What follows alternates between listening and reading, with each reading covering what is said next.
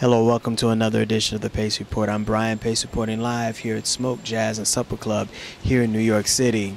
Saxophonist Javon Jackson is one of the most preeminent tenor saxophonists of his generation. Barely in his 40s, Javon has not only played with the legendaries like Art Blakey, Les McCann, Freddy Hubbard, but he's also allowing the legends play with him in the bandstand.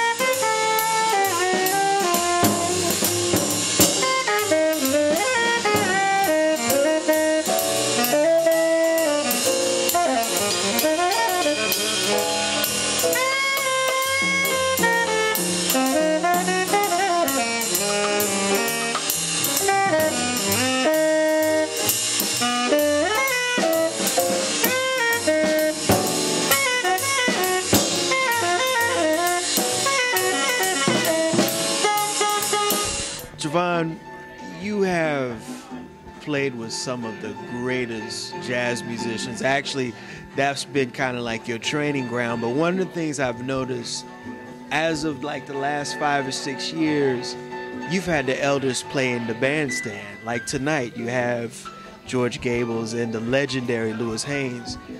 Why you decide to do that at this part of your career?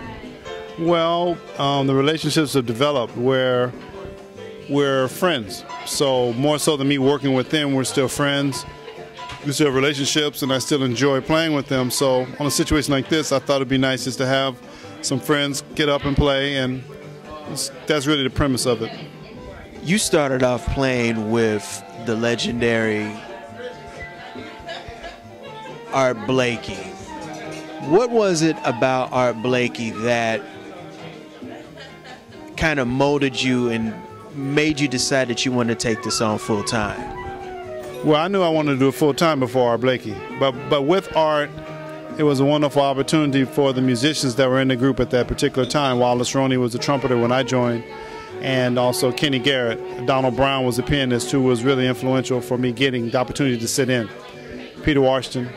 So those musicians were so focused and dedicated about being good musicians, and so it was inspiring.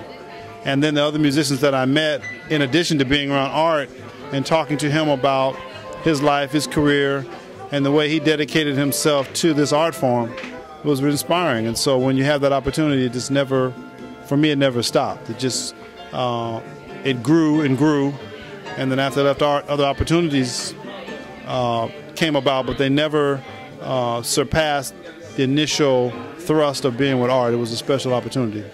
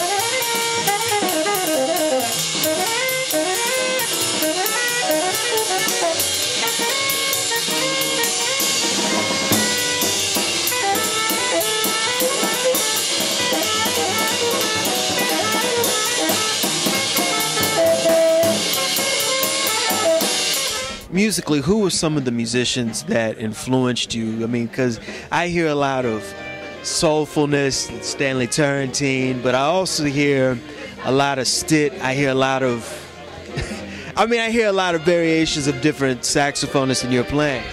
Well, those are people that have influenced me. Obviously, Sonny Rollins, obviously John Coltrane, Charlie Parker, a lot of musicians, but everybody. I love Lester Young, I love Coleman Hawkins, I love Eddie Harris.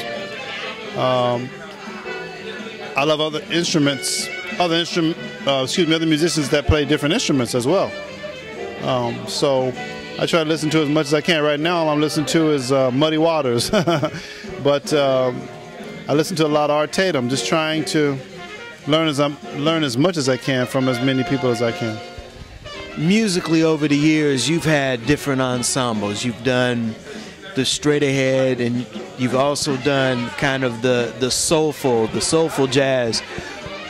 Which do you prefer? I mean, it seems like that you enjoy both of them, but you kind of more straight ahead.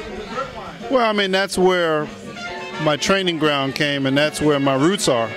But I really enjoy the band I have right now with Les McCann as a special guest. We enjoy the opportunity to present some of that music, and we're doing a lot of touring this year with that. So it'd be hard for me to qualify which one. I just try to put my breath in both worlds, if you will. So it'd be hard, but obviously this is where I really cut my teeth as a jazz artist more so than some of the other things I'm doing now, but I don't feel like I'm losing anything. I think it's helping me. I'm gaining by these other opportunities. They're making me better as opposed to taking away. I think the change and the movement for me musically is helping me grow in a funny kind of way playing this music.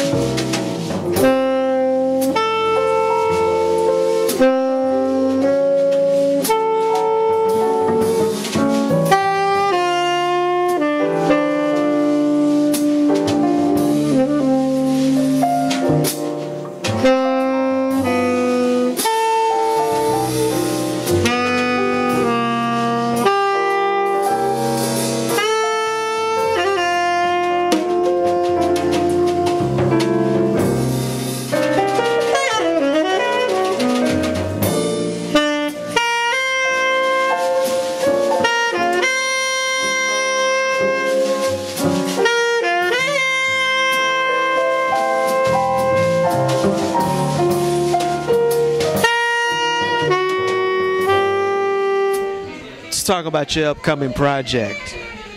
Well, writing right now, tried some things tonight, and we'll be recording soon. Just trying to find the right time. Right now I'm involved in writing an original score for Hitchcock silent film for the Syracuse Film Festival. So that's really taking all my time up, really. So still trying to get that completed and get everything ready for this presentation, because we're playing the music live with the film. So that's a real big opportunity. First opportunity of this kind of magnitude for me to write for. So it's really very honored opportunity for me. Hitchcock, that's got to be I mean, Hitchcock is like the Duke Ellington of film.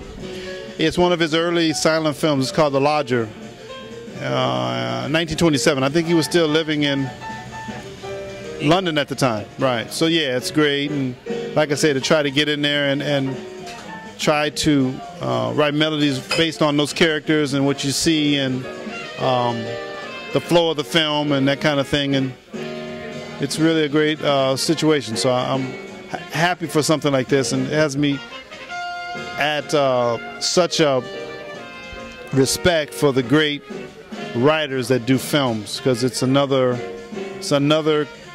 talent that is to be respected. That'll do it again for another edition of the Pace Report. Reporting live here at Smoke Jazz and Supper Club here in New York City. I'd like to thank Javon Jackson, as well as members of his band, Louis Haynes, George Cables, as well as Santi DiBriano. As always, please visit his website for more of his upcoming tour dates and also upcoming albums that are about to be released at www.javonjackson.com. As well as visit my website for my weekly column, as well as my past television segments at www.thepacereport.com. As always, remember, until next time, if it's in the groove, it'll make you move. Until next time, peace.